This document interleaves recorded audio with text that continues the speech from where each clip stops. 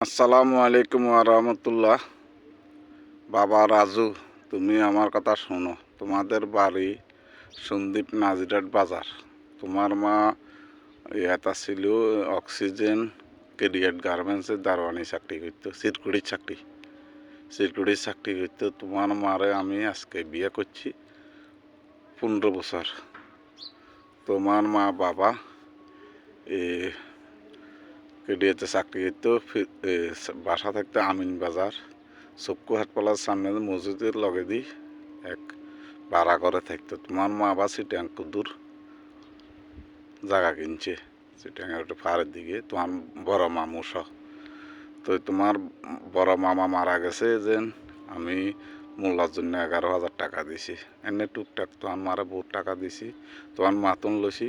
ওই তো বাবা, একটা কথা আমি তোমার বলতেছি, তোমার জন্য আমি বললাম যে তোমার রাজুরে 12 হয়েছে, তাতে তোমার বলে কোরআনে হেফজখানা দিছে, ছাত্রপাড়া হেফজখানা করছ।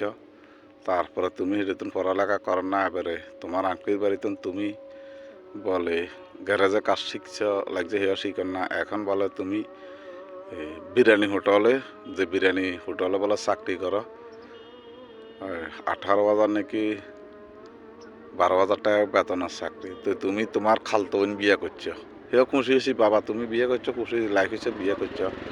ওই তোমার মার নাম হইল নাজমা, অক্সিজেন কেডিএট গার্মেন্টসে সিরকুড়ির চাকরি করতো, নতুন বাজার সুকারপালার সামনে ভাড়া থাকতো একটা ফ্লোর ফাঁকা টুনের ঘরে। আমি তোমার মারে বিয়ে করছি